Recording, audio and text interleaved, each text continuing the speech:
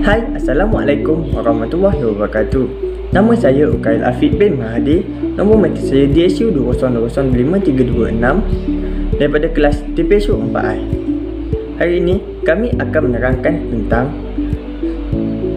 Tribunal Tuntutan Pengguna Malaysia, iaitu TTPM. Hari ini saya akan menerangkan tentang pengenalan ringkas tentang TTPM. Maksud TTPM ialah Tribunal Tuntutan Pengguna Malaysia. TTPM adalah satu badan bebas yang ditubuhkan di bawah Seksyen 85 bahagian 12 Akta Perlindungan Pengguna 1999 Akta 599. Tribunal beroperasi di bawah Kementerian Perdagangan Dalam Negeri dan Hal Ehwal Pengguna. Seterusnya, objektif utama penubuhan tribunal adalah untuk menyediakan saluran alternatif kepada pengguna untuk memfailkan tuntutan tebus rugi secara mudah, murah dan cepat.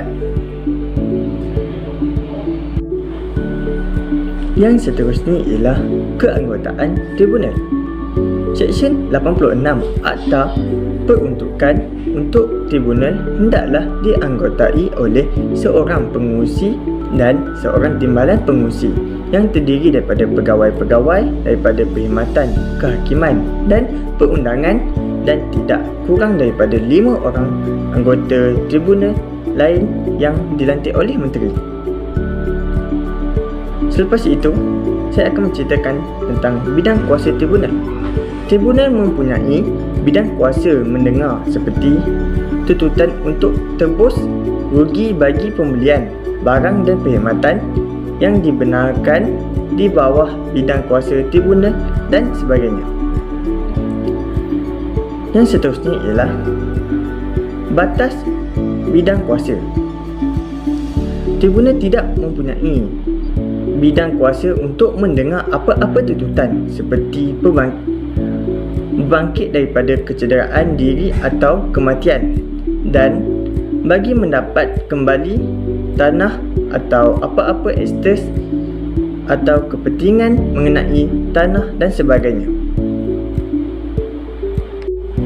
Yang terakhir ialah jenis tuntutan perkhidmatan yang biasa difailkan dan jenis tuntutan perkhidmatan yang lain-lain.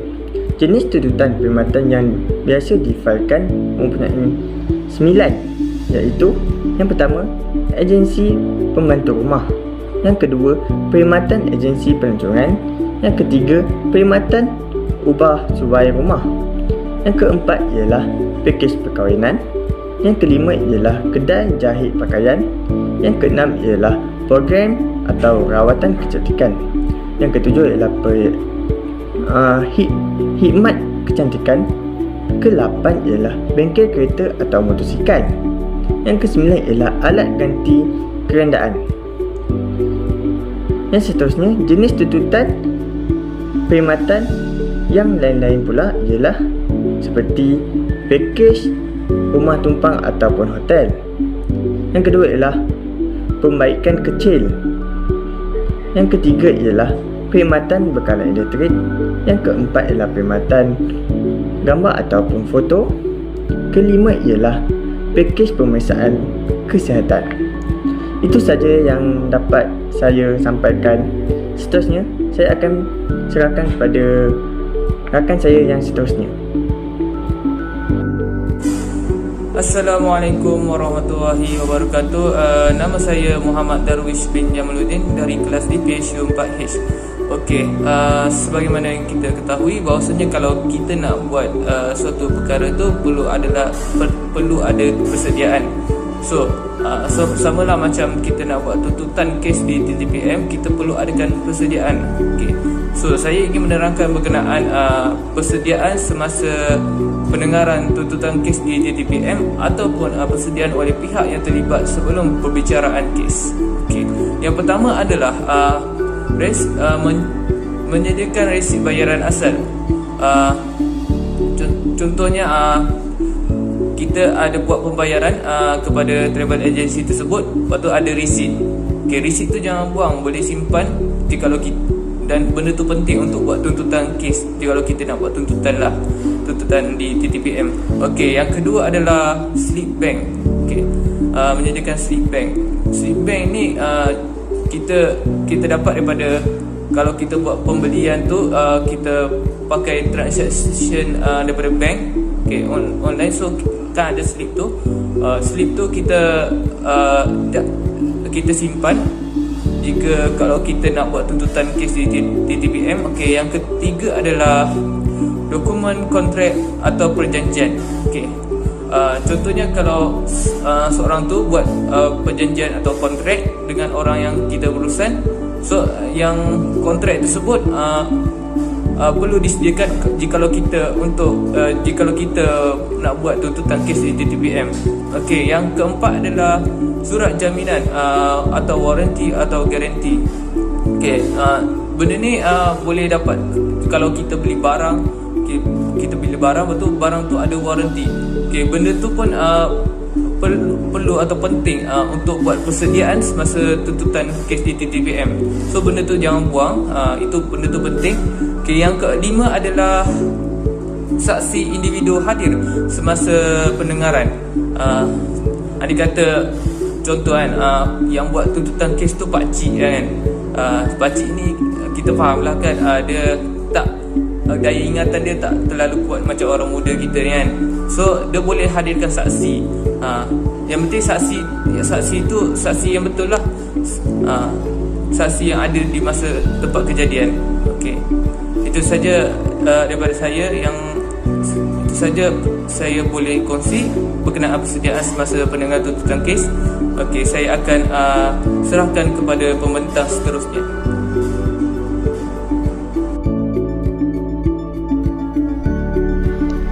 Assalamualaikum warahmatullahi wabarakatuh. Hai, nama saya Ahwaz Haziq Rufan bin Muhammad Azman daripada kelas DPHU 4G. Nombor matrik saya DHU 20202463. Hari ini saya akan menerangkan tentang tata cara pendengaran kes di TTPM. Terdapat 9 tata cara pendengaran kes di TTPM. 9 tata cara tersebut ialah: pertama, apabila suatu tuntutan difailkan di tribunal, notis pendengaran akan dikeluarkan oleh setiausaha ataupun penolong setiausaha dalam borang 4, iaitu notis pendengaran yang menyatakan tarikh, masa dan tempat pendengaran tuntutan kepada pihak yang menuntut dan penentang sekurang-kurangnya 14 hari sebelum tarikh pendengaran. Yang kedua, semasa pendengaran, pihak yang menuntut dan pihak yang menentang tidak boleh diwakili oleh mana-mana peguam dan mereka hendaklah mengadilkan diri mereka secara sendirian.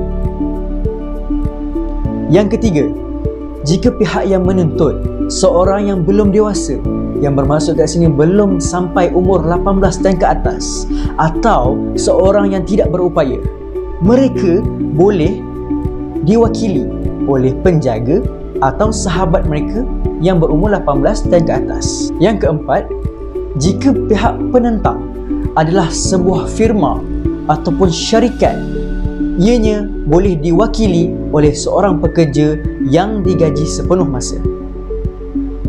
Yang kelima, pendengaran tuntutan tribunal akan dijalankan di hadapan seorang anggota tribunal yang digelar sebagai presiden semasa pendengaran yang bersidang sendirian, dan beliau juga boleh membantu kedua-dua pihak dalam menjalankan kes mereka pada bila-bila masa. Yang keenam, semasa pendengaran, tribunal hendaklah wajar membantu kedua-dua pihak untuk membuat suatu penyelesaian tuntutan melalui persetujuan. Yang ketujuh, semasa pendengaran, kedua-dua belah pihak boleh mengemukakan keterangan, iaitu dengan memanggil mana-mana saksi atau mengemukakan apa-apa dokumen, rekod atau benda bagi menyokong kes bagi diri masing-masing. Kelapan, sekiranya penentang tidak hadir, presiden berhak memberi award kepada penuntut. Dan yang terakhir sekali ialah semua pendengaran di hadapan tribunal adalah terbuka kepada orang ramai dan ianya tidak boleh dilakukan secara tertutup. Itu sahaja daripada saya. Wabillahi taufiq wa hidayah. Assalamualaikum warahmatullahi wabarakatuh. Assalamualaikum, nama diberi Muhammad Aiman bin Syamuddin. Nombor matrik saya adalah DHU 20024856. Saya dari kelas DPHU 4H. Okey, semua sekarang saya akan menceritakan tentang 3 contoh kes tuntutan berkaitan haji, umrah ataupun pelancongan yang dibawa ke TTPM ataupun dikenali sebagai Tribunal Tuntutan Pengguna Malaysia. Okey, antara salah satu contoh kes tuntutan yang dibawa oleh TTPM adalah kes dari orang yang membawa travel pergi ke umrah maupun haji.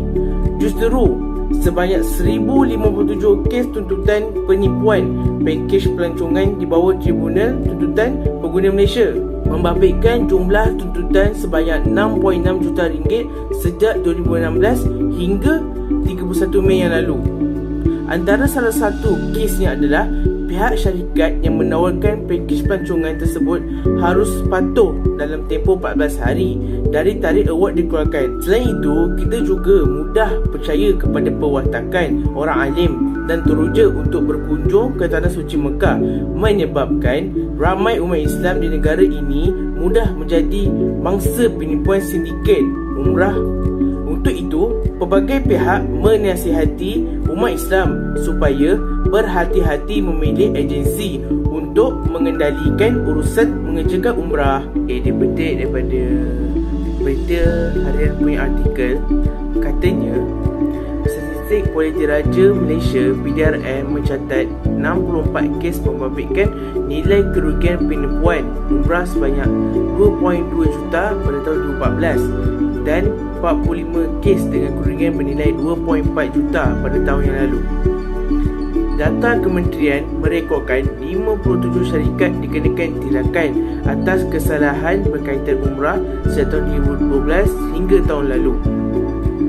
Data kementerian juga merekodkan 67 syarikat dikenakan tindakan atas kesalahan berkaitan umrah sejak tahun 2012 hingga tahun lalu, membabitkan kerugian sebanyak 237,000. So di sini dapat menyimpulkan bahawa warga umat Islam haruslah berwaspada dalam memilih sebuah syarikat atau agensi agar tidak terkena dalam penipuan atau berlakunya masalah-masalah yang lain. Okey, itu sahaja daripada saya. Sekian. Assalamualaikum. Assalamualaikum warahmatullahi wabarakatuh. Nama saya Muhammad Adam Daniel bin Zainal Arif. Nombor kad matrik saya ialah DHU 2020-25118 dan daripada kelas DPHU 4G. Baiklah, sebentar tadi rakan-rakan saya telah pun memberitahu serba sedikit tentang TTPM daripada segi pengenalan, persediaan pihak yang terlibat sebelum pembicaraan kes dan tata cara pendengaran dan contoh kes tuntutan yang berkaitan dengan haji atau umrah ataupun pelancongan yang dibawa ke TTPM. Dan saya akan membuat sedikit kesimpulan daripada tajuk ini.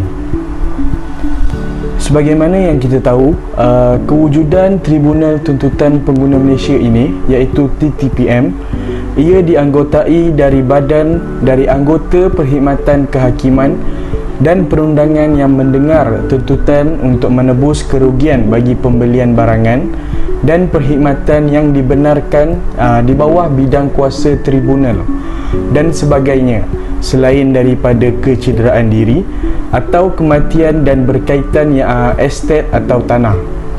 Selain itu juga, Tribunal Tuntutan Pengguna Malaysia iaitu TTPM ini, ia juga memainkan peranan yang lebih bersepadu dan amat penting dalam menyediakan saluran alternatif kepada pengguna untuk memfailkan tuntutan tebus rugi secara mudah, murah dan cepat.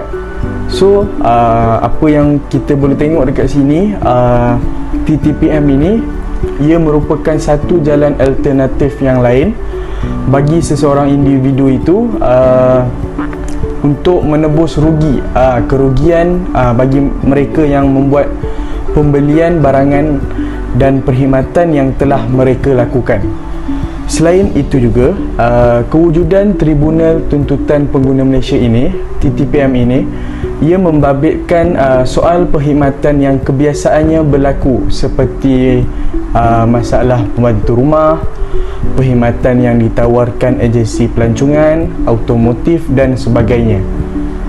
Selain daripada dia cover untuk menebus kerugian barangan dan perkhidmatan tadi, dia juga TTPM ni juga dia dia cover untuk masalah-masalah yang ada pembantu rumah tu, lepas tu yang perkhidmatan yang ditawarkan agensi pelancongan, macam agensi pelancongan tu menipu ke, ada kurang ke. So TTPM ni dia boleh coverkan untuk kita. Okey, akhir sekali, dengan adanya Tribunal Tuntutan Pengguna Malaysia ini, perkara ataupun masalah yang sering dihadapi oleh seseorang individu itu ataupun sesebuah keluarga itu dapat diselesaikan dengan segera ataupun mudah. Tambahan pula, zaman sekarang ni zaman teknologi yang semakin canggih, yang mampu untuk menipu seseorang itu ataupun memanipulasikan seseorang itu hanya secara di atas talian. Sebagai contoh, sebuah agensi pelancongan ia menawarkan pakej pelancongan ataupun pakej haji umrah yang harganya yang agak tidak masuk akal untuk kita. So selepas kita telah membuat pembayaran dan kita cek kat dalam sistem, benda tu tak ada, nama kita tak ada dalam sistem tu, nama kita tak ada dalam package tu. So kita sebagai rakyat Malaysia haruslah berhati-hati dan tidak mudah percaya dengan kegiatan penipuan ini. Sebolehnya, seeloknya kita perlulah kaji dulu info-info yang kita dapat itu sama ada perkara itu sahih ataupun tidak. So saya rasa itu sahaja daripada saya dan kumpulan saya. Saya mewakili ahli kumpulan saya ingin memohon maaf jika ada terkurang dan kurang difahami untuk tajuk ini. Yang baik itu datang daripada Allah dan yang kurang itu datang daripada kelemahan kami sendiri. Sekian, Assalamualaikum warahmatullahi wabarakatuh.